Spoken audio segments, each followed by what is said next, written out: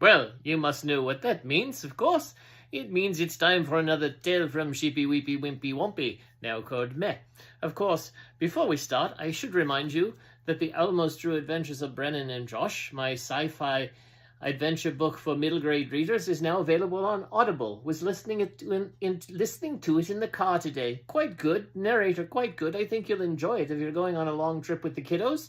Well worth getting and having them listen to it. I think they'll get a kick out of it and lots of laughs. Also, don't forget to leave a review if you like it. Please leave a review on Audible. If you buy the paperback version, please leave a review on Amazon. That would be much appreciated. And don't forget to check out all my books. The sequel to that book, The Not So True Adventures of Brennan, Josh, and Adam, is on my website. You could see it there. Find it there, barrymfellingerauthor.com. Hopefully you will, and enjoy it, along with your children. Now, where we left off last week was a moose, who was a distant cousin of the Grand Cow, had come down because he'd heard news, rumors that something special was happening with the Grand Cow. Not everybody knew what the truth was yet, though. But the moose, of course, had scared the daylights out of Dr. Farquhar Ferris Real Friendly, because that's the first house he saw when he came into Sheepy Weepy Wimpy Wompy. And all of a sudden he found that she, I should say, was able to talk. And talk with a big, loud, moosey, booming voice, which certainly freaked out Dr. Farquhar. Once he calmed down, he went and chatted with the moose, and he wasn't sure whether he should share with her the truth or not of the rumor, because, of course, he was one of the few people that knew, because he did examine the Grand Cow, the mayor of Meh, formerly known as Sheepy Weepy Wimpy Wompy. So, something else happened, though, just as he was chatting with the mayor's distant cousin, the moose. Another noise, not quite as loud as the moose, but it was the voice of the town crier, crying. Not crying tears, that's not how town criers cry. They cry out news, like loud news. They spread it through the whole village and town. And so the town crier was talking at the top of the voice, walking up and down through the neighborhood, through all the homes, shouting out, "There's news! I have news about the Grand Cow!" And people started coming out of the houses and talking animals out of the houses and wherever they lived. Even the pigs came out of the pig pen and said, "What's the news? What's the news?"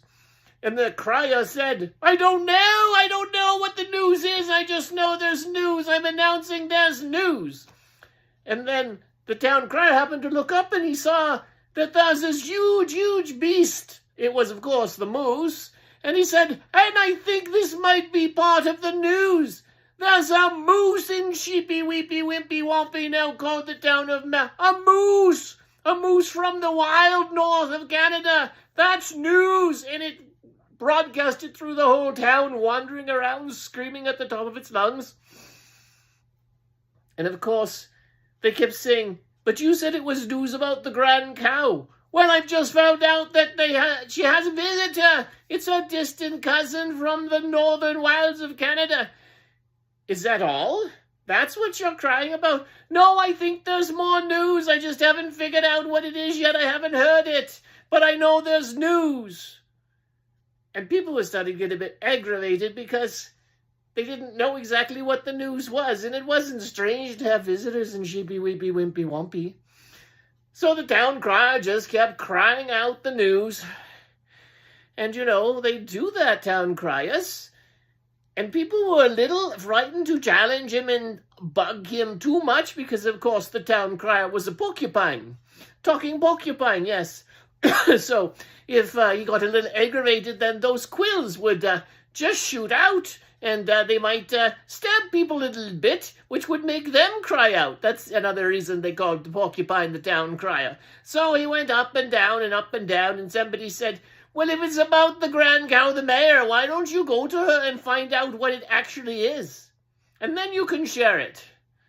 And the porcupine thought that was a marvelous idea, and was a little disappointed in himself that he hadn't thought of it. So first he thought, maybe he'll ask Dr. Farquhar, maybe he knows what's going on. So the town crier quietly walked over to where the big moose was, chatting away with Dr. Farquhar. And Dr. Farquhar said the same thing. "Listen, porcupine, I forget your name, other than we call you the town crier. but you're crying about rumors that you know nothing about. If you want the truth, you need to go talk to the grand cow, the mayor herself. You need to make an appointment to find out what the news is, and then cry it all over the town once she gives you permission to do so. But you see, she's in quite a... Oops, I shouldn't talk anymore. She's in quite a... Oh, and the town crier started up again. The mayor's in a quite a... And he started to broadcast that and yell it across the town. Of course, no one knew what a quite is, much less the porcupine, but he thought it sounded good, and they paid him well from the city hall. So off he went, shouting that news until someone else said, "Would you please go talk to the mayor?" And he finally gave in, and that's what he did. And we'll find out about their conversation next week. Have a lovely weekend, and we'll see you next Saturday. Bye, all.